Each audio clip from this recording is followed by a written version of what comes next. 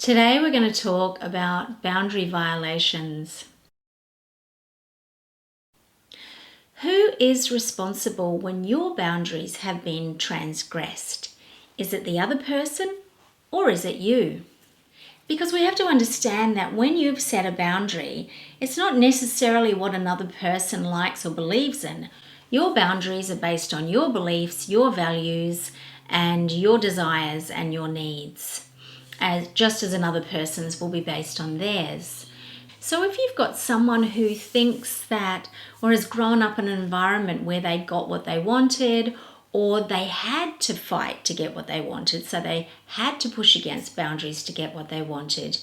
So they're coming from a different level of consciousness in that way. And their view can often be that the boundary is in some way there to be pushed or broken, or is somehow a personal affront against them. This is particularly true for people with higher levels of narcissism or narcissistic personality disorder.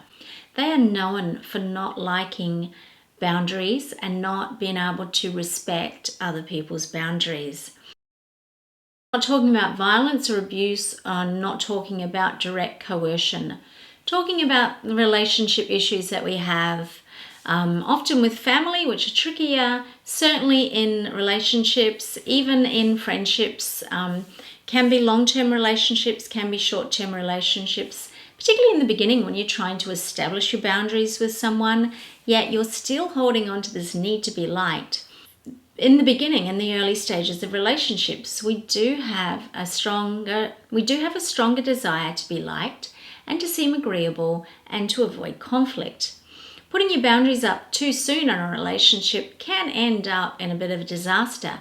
However, not asserting your boundaries in a relationship can end up a greater disaster, particularly if the other person thinks that's the way you're going to be all the time and you're not being true to yourself. So what's effectively happened when your boundary has been crossed, where you've actually clearly set out this is the way I want things to be, and someone has come along and gone, no, don't like that, don't want them to be that way, I want them this way, and you have somehow conceded, then you're going to be left feeling uncomfortable that your boundaries have been crossed, and your immediate reaction may be resentment or anger towards the other person. You might want to go after the other person and try to get them to see it from your point of view that they did the wrong thing. You want them to feel guilty. You want to put that bad energy onto them.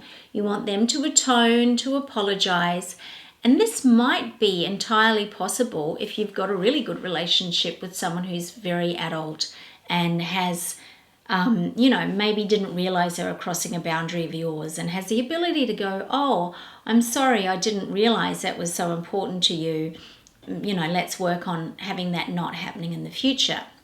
However, if your boundary was crossed and if the crosser was someone with a lesser level of maturity and consciousness, who probably is quite used to having to push boundaries either because they just don't respect anyone else's boundaries or they have a need that they want to get met regardless.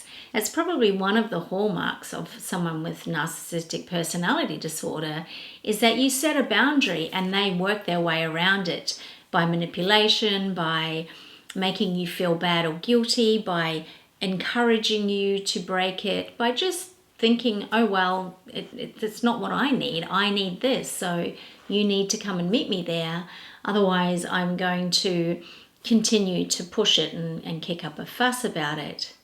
So that's one example. It's not necessarily everyone and it's not necessarily every boundary that gets crossed. But let's deal with the situation where you have had your boundaries crossed.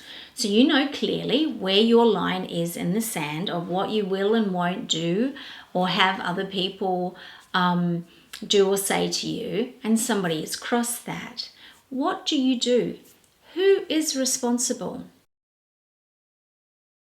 Then accept that the responsibility for having the boundaries crossed lies in the position of the person who allowed the boundaries to be crossed, barring, of course, any abuse of power and control and authority and size and age, right? Not talking about abuse. So you let your boundaries down, you let them slip, you let them get crossed. You're feeling bad about it afterwards because you weren't true to yourself. Something happened that you didn't want to happen, or was said, or was done, or somebody overstepped the line, and you go away and you think about it and you're like, I didn't want that to happen. I didn't like it. My instant reaction is to be resentful and want them to make it better, but telling you that may not be fruitful for you. If your boundary was crossed, and if the crosser was someone with a lesser level of maturity and consciousness, who probably is quite used to having to push boundaries, either because they just don't respect anyone else's boundaries, or they have a need that they want to get met regardless, then you're unlikely to get much satisfaction from going after them. What you will do is perpetuate the power struggle that has already happened between you. Because in pushing your boundaries, they've taken a little bit of your power away, or you've actually given it away by allowing your boundaries to be crossed. So by going after them, you're trying to get your power back, but what you're doing is you're actually giving more power away in the process, because if that person isn't able to meet you in your complaint, then you have lost more power because you've just given it to them, wanting them to fix it. So if you want to take the approach of radical self-responsibility, and first thing to do, even if the person is someone who's mature and adult that you can have a good conversation with, it's always good to look in on yourself and go, why did I do that? How do I feel bad? Because the bad feelings are in you.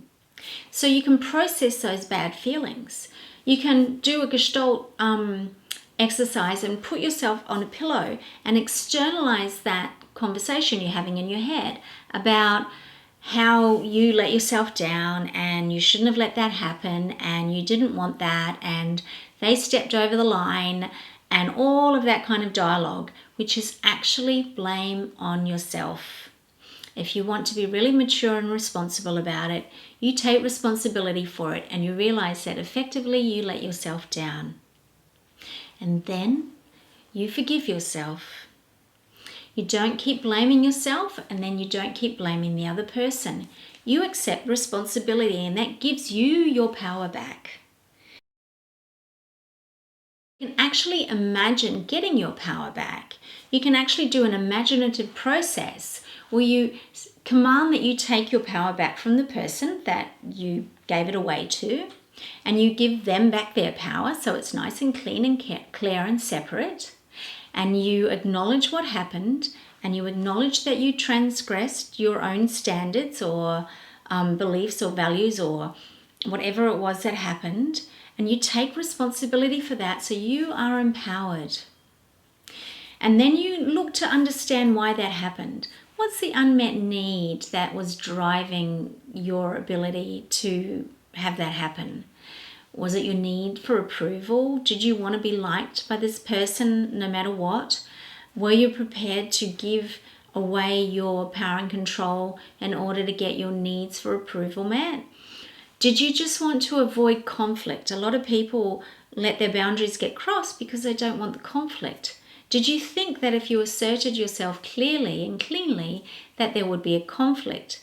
So be aware of what drove you to do that, and take responsibility for that too without punishing yourself.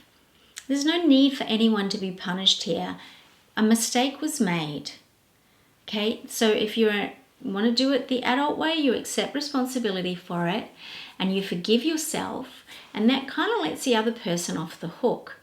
You understand why you did it. You make an agreement with yourself that you won't allow that to happen again. Now, what you can do if you're in an ongoing relationship with that person is you can find a way to cleanly and clearly express that you broke your promise to yourself or allowed a boundary to be crossed, that you take responsibility for that, and that you won't let it happen again. Now, some people can hear that level of ownership and some people can't. Someone may end up getting offended because they somehow feel blamed. And if this is the person that crossed your boundary by wanting their own needs met and having their own agenda, then that's probably the tack that they're likely to take. So assess first whether you feel that you're with someone who's mature enough to accept the responsibility for that the circumstance happened. And if you're not, you may want to reevaluate your ability to be in relationship with them if you value yourself and want to honor yourself and want to maintain clear boundaries. So you can present it to the person, but always in a way of fully accepting responsibility. Ask them if they want to hear about it. They may not. They may not care at all about what happened. It might not be that kind of relationship. It could be just sort of a friendship or an interaction where that happened and you're like, okay, I'm not going to do that again.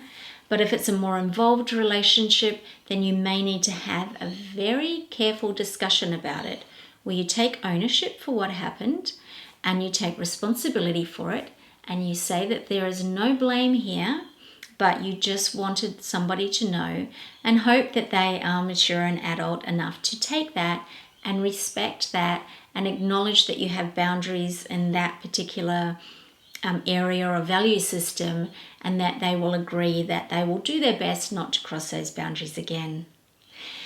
So I hope this was helpful to you. If you did like this little video on crossing boundaries, click like and subscribe, and you'll hear more tidbits of information about personal and spiritual growth in the future.